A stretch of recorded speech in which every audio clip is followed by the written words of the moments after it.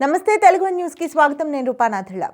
జగన్ అండ చూసుకుని హద్దు అదుపు లేకుండా చెలరేగిపోయిన దర్శకుడు రామ్ గోపాల్ వర్మ ఇప్పుడు అరెస్టు భయంతో వణికిపోతున్నారు. తాను సోషల్ మీడియా వేదికగా చేసిన అసహ్య వ్యాఖ్యల కారణంగా పోలీసులు తనను అరెస్ట్ చేసి థర్డ్ డిగ్రీ ఉపయోగిస్తారేమో అని భయపడి చస్తున్నారు.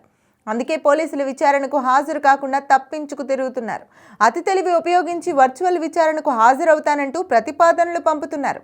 ఎన్ని ఎత్తులు వేసినా కుయుక్తులు పన్నినా రామ్ గోపాల్ వర్మ ఫిజికల్గా విచారణకు హాజరు కాకుంటే అరెస్టు ఖాయమని న్యాయ నిపుణులు చెప్తున్నారు. ఇక విషయానికి వస్తే రామ్ గోపాల్ వర్మ వరుసగా రెండోసారి కూడా పోలీసుల విచారణకు డుమ్మా కొట్టారు. దీంతో ప్రకాశం జిల్లా పోలీసులు హైదరాబాద్ జూబ్లీ హిల్స్లోని రామ్ గోపాల్ వర్మ నివాసానికి చేరుకున్నారు. ఆయనను ఏ క్షణంలోనైనా అరెస్ట్ చేస్తారన్న వార్తలు సోమవారం అంటే నవంబర్ 25 ఉదయం నుంచి గట్టిగా వినిపించాయి.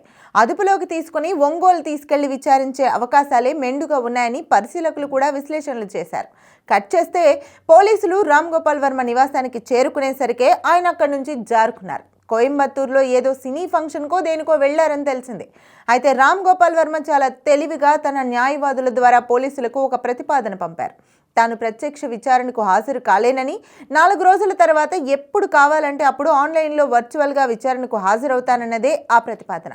అయితే రామ్ గోపాల్ వర్మ ప్రతిపాదన హాస్యాస్పదంగా ఉందన్న భావన సర్వత్రా వ్యక్తమవుతోంది.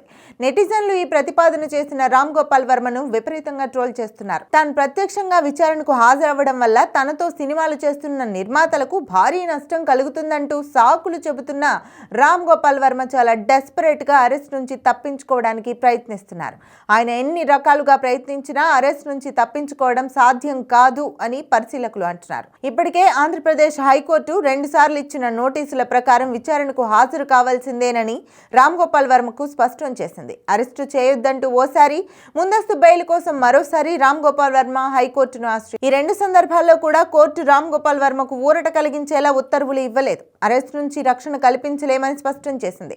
ముందస్తు బెయిల్ పిటిషన్ విచారణను వాయిదా వేసింది. 2 సందర్భాల్లోనూ కూడా పోలీసుల విచారణకు హాజరు కావాల్సిందే అని స్పష్టం చేసింది.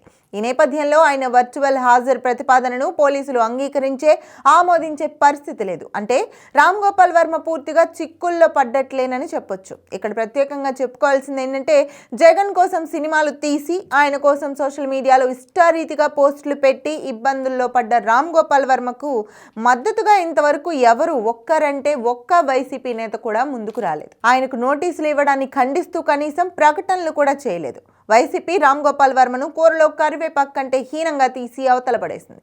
పార్టీ దృష్టిలో రామ్ గోపాల్ వర్మను పూచిక పుల్లపాటి విలువ కూడా లేదని తన వైఖరి ద్వారా స్పష్టం చేసింది. ఇవన్నీ పక్కన పెడితే రామ్ గోపాల్ వర్మ నివాసానికి పోలీసులు చేరుకుంటే వైసీపీ నుంచి ఒక్కరు కూడా అక్కడికి చేరుకోలేదు. ఆయన నివాసం వద్దకు రామ్ గోపాల్ వర్మ అరెస్ట్ చేయడాన్ని నిరసిస్తూ కనీసం నినాదాలు చేయడానికి కూడా వైసీపీ క్యాడర్ అక్కడకు చేరుకోలేదు. దీన్ని బట్టి వైసీపీలో రామ్ గోపాల్ వర్మకు ఉన్న విలువేంటో ఇట్టే అవగతమవుతోంది. ఇలా ఉండగా ఒంగోలు పోలీసులు చెన్నై పోలీసులతో సంప్రదింపులు జరుపుతున్నట్లు తెలుస్తోంది. అక్కడే రామ్ గోపాల్ వర్మను అరెస్ట్ చేసి ఒంగోలుకు తరలించేందుకు యోచిస్తున్నట్లు చెప్తున్నారు. ఇప్పుడో మరికొద్దిసేపట్లోనూ రామ్ గోపాల్ వర్మను అదుపులోకి తీసుకునేందుకు చెన్నై పోలీసు బృందాలు కోయంబత్తూరుకు వెళ్లే అవకాశాలున్నాయని అంటున్నారు.